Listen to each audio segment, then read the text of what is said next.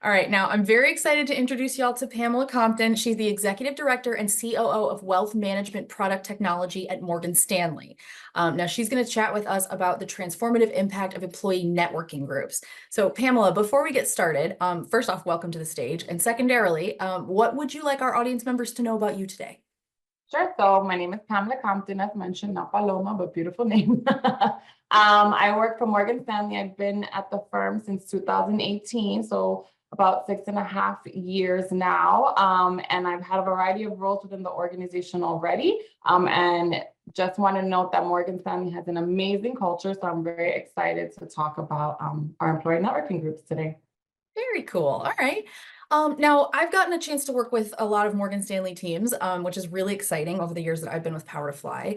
But one of the things that I want to know from an insider perspective is how the employee networking groups function at Morgan Stanley. How do they help create and foster the kind of culture of diversity and intersectionality that you want to see across a company, especially one so large?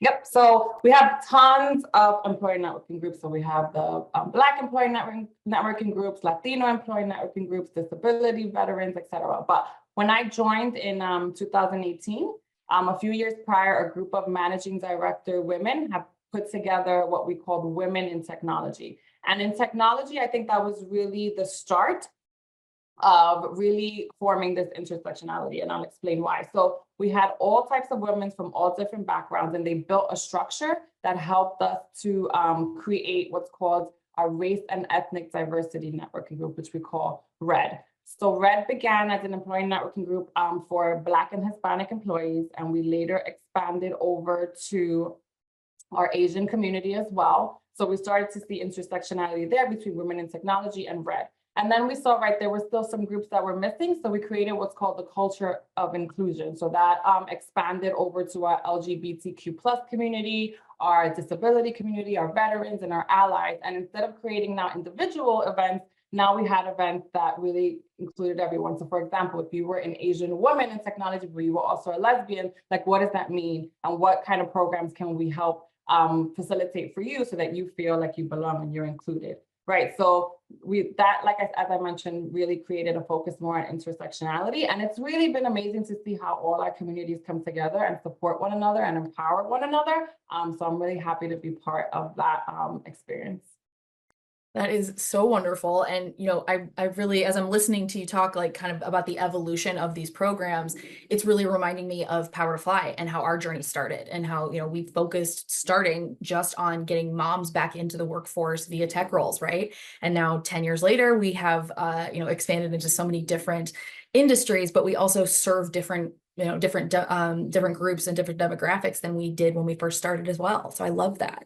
Yeah. What other Morgan Stanley groups are you involved in? So I'm involved in all of them. So I'm involved in Women in Technology. I'm involved in RED. And through Women in Technology, we have different programs. So I'm part of the program committee for Girls Who Code. So we do a summer immersion program each year. We now host 70 students within the US, and it's a global program, but I'm part of the US program committee. And we teach them technology over a span of 2 weeks.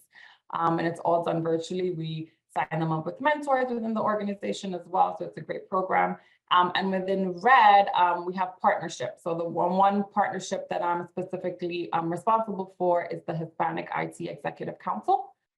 So that is an organization that focuses on executives in the Hispanic community. Their mission is to bring people from the classroom to the boardroom, and they provide a lot of networking opportunities and growth opportunities for the Hispanic population. Love to hear about stuff like that. Now, one of the things that I find really interesting when it comes to ERGs is that sometimes the function of the group might change or might vary depending on the size of the amount of people that are in it or their particular needs at the time. And so one of the things that I really find interesting is how these groups can serve different functions depending on what's needed by the group or by the company culture or whatever. Could you share with us some examples of how these groups have really helped to empower the employees that they serve and how that's really influenced the company culture? Yes. So RED specifically, I'll talk to. So started about 5 years ago. So our 1-year anniversary was during COVID in 2020. So we had our 1-year celebration via Zoom.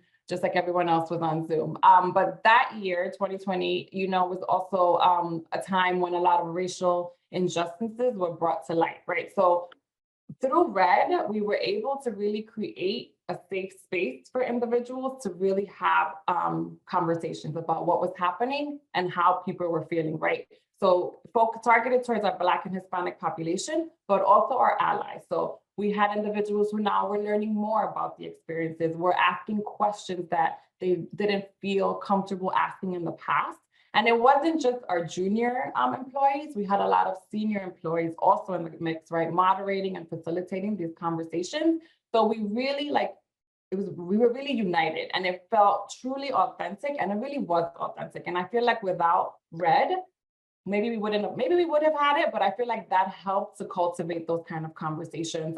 So I think it's really important to have these kind of groups. At Morgan Stanley, we don't just talk the talk, we're really committed, right? So you come into these groups and you don't have to feel afraid about not speaking your mind or being, like having some kind of repercussions because you are saying how you're feeling. We really want to create that sense of community, and really, really want people to feel safe.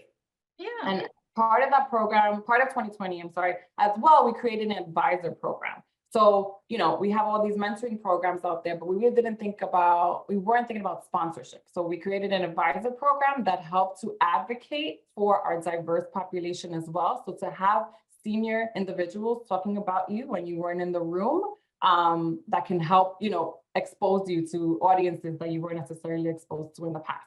So tons of programming, but also ensuring that we have the safe space, we had the advocacy, we had the collaboration. And it really is, like I said, very authentic. It doesn't feel like it's just something we're doing to check a box. People are really doing it because they believe in it and want to do it. Yeah, and that's crucial, honestly. I mean, these kinds of journeys can start off as box ticking, but if they don't become something else further on, that's when the forward momentum dies, right? That's, it's when you're kind of like, what are we doing here? All right. Now you were talking about senior leadership and senior employees partaking in, but what was it like to try and get leadership buy-in when you were trying to create these types of groups? What was that process like? So lucky for us, right, a lot of our leaders are intentional about spending time with employees and really learning about our diverse employees in particular. So it's really about seeking out those folks that are your role models, because they want to lead by example, right? They want to be present in helping to make the change. But sometimes you also need to kind of force your way in a little bit, right? Because sometimes people just don't know. They don't know what they don't know. So an example is when we initiated Red, there was a full day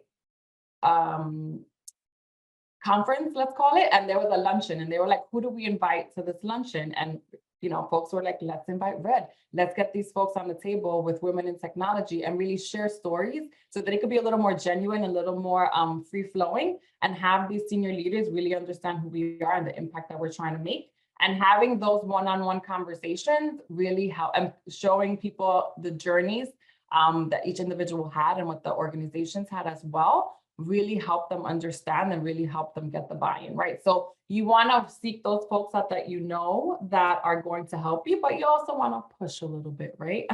And sometimes we're just simply afraid to ask. You don't know till you ask, right? Just like with your parents, you're like, can I, can't I? You're not going to know until you actually ask the question. So the same thing happens here.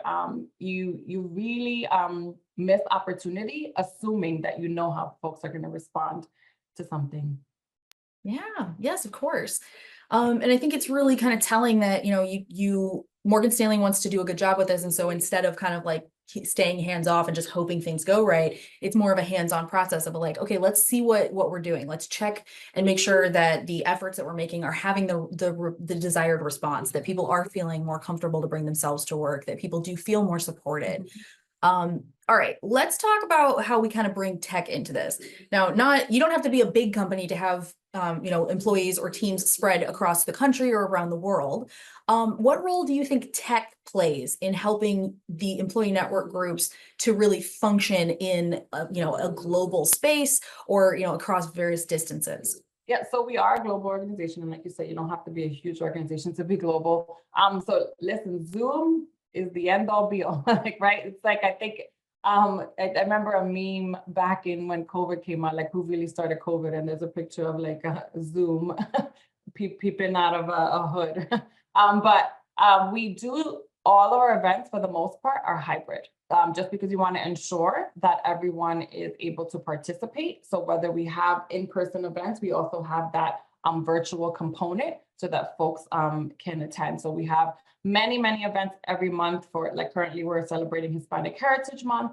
And we ensure that we have folks around the world also listening in, whether we have an event in New York, we have an event in Montreal, whatever the case may be. We want to make sure that everyone is able to participate.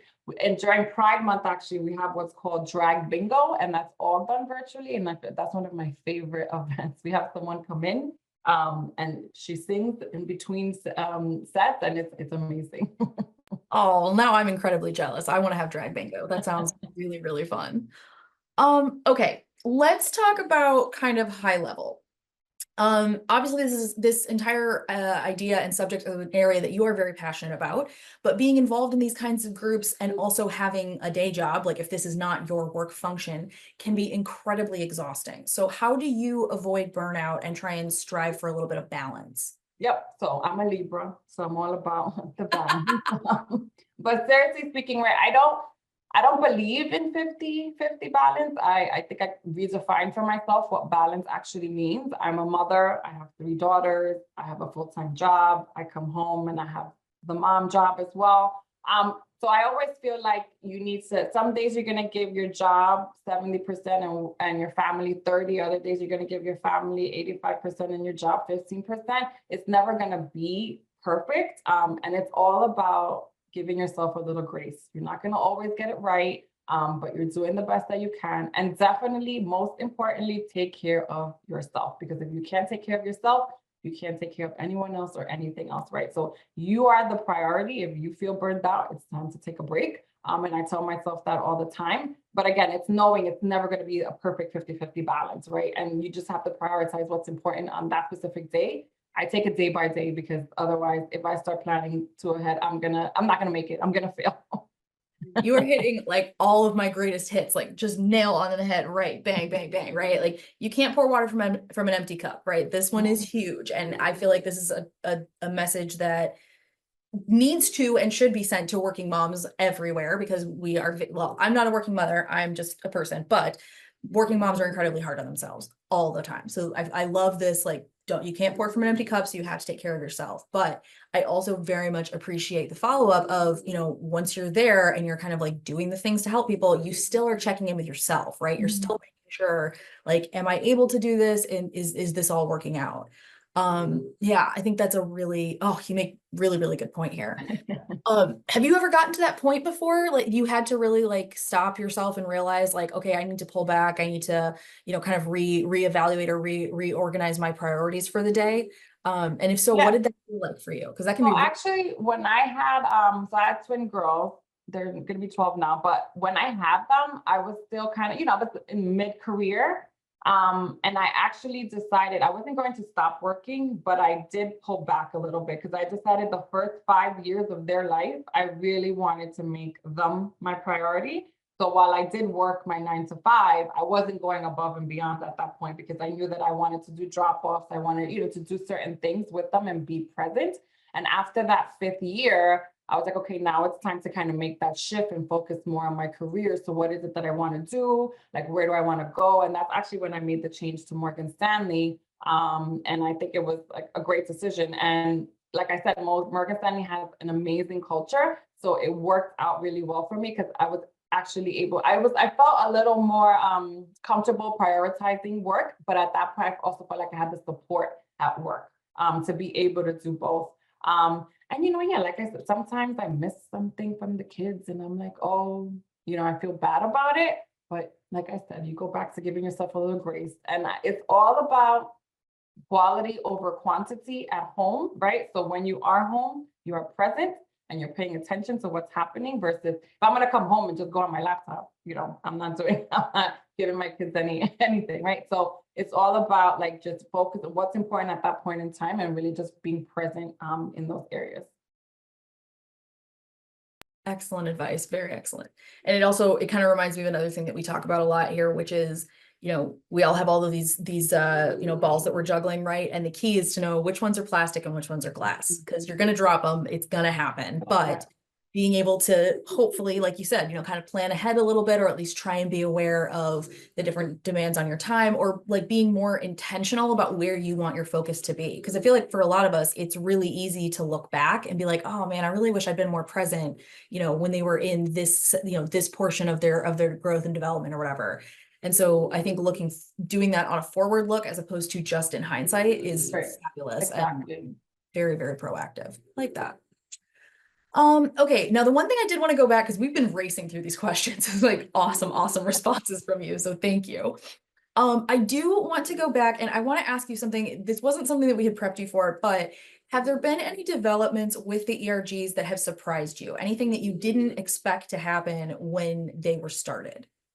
So I think going back to the creation of all these organizations, so like WIT, for example, I said when I mentioned when I joined, it was just kind of starting. The amount of work and the amount of leadership and collaboration that this team was able to do in such a short period of time was quite impressive. Like I started and we did a VP conference for all women. We were able to pull off 3 days of engaging all our VPs and getting speakers to come in and talking about things from work-life balance to the new emerging technologies. I think was awesome. Like the fact that we were able to do that with such a short period of time with just a small group of women was quite impressive. And how that led to the creation of other organizations as well, such as RED. And like I mentioned, RED just started with our Black and Hispanic population, but when we saw that there was a need for the Asian population as well, expanding that, right? So not really limiting it. So we were never limiting. I think that was probably one of the more surprising things, and the positively surprising, right? That we didn't feel like it had to be siloed into one specific group, because there were needs across, and again, the intersectionalities that we needed to have, we created. So I think that was a pleasant surprise, not just for me, but for everyone to be able to do that and really engage and have, right, because we have the diversity piece, we have the inclusion piece, but the belonging piece sometimes is lacking, and that was able to bring a sense of belonging across our organization. I think that's wonderful. And, I love what you're saying about the silo a bit, because you're right. Once you kind of dive into this, it's very, very easy to get really pulled into the minutia, right? Of wanting every person to feel like they have the group that absolutely suits them. But I think you're really onto something here when it comes to starting kind of broad, because you're right. When it comes to intersectionalities, we all contain multitudes. Everybody fits in multiple buckets. Some people way more buckets than others. And so I feel like it's one of those things that where if you start from a perspective of we're just trying to help, full stop, then it leaves your options open or more open to, okay, here's what this person might need now. All right, so let's like sort you this way because you might need these same kind of assistances or, outreach or whatever. So I think that's really, I love that perspective of taking it from, instead of like, let's sort everybody and then figure out what you want, you start it from a perspective of, okay, who needs help? Let's talk about that. And then we'll see what we can do to help various people. I think that's great. All right. Last question that I have, aside from Power to Fly, obviously we're fabulous, but does Morgan Stanley partner with external organizations to help bring together like learnings, educational days, planned events? Tell us more about that. Yep. So what I didn't mention was that for RED, I'm a co-lead for our partnerships work stream. So we partner with organizations such as High Tech. So I mentioned the Hispanic IT Executive Council. We partner with Afrotech, the National Society of Black Engineers, Lesbians with Tech. So we do have a ton of partners. I would say a ton. We have a good amount of partnerships because we want to focus and make sure that we are getting everything we can and giving everything that we can to those specific, versus saying we partner with hundreds, right? Like what's a good group of organizations that we can partner with that we can really work well with? We do, and we provide learnings. We provide, we work with them on conferences, growth for our employees, and also recruiting, right? So there are situations where we'll attend conferences to actually recruit individuals to join in order to expand our diverse community within the organization. So I think it's important, right? Because you're gonna hit a group of people that you may not have been able to hit in other ways. And it's also a way for our organization and our employees to feel like they are getting opportunities and growth opportunities specifically through these other organizations, not just through Morgan Stanley. Mhm. No, I think that's a really, really great way to look at it. Okay, so standing where you are now, so we're now in 2024, you know, the creation of these various groups is behind us and in the rear view. What do you want to see going forward? What are you hoping to see with the ERGs in the next year or 2 or 5 years?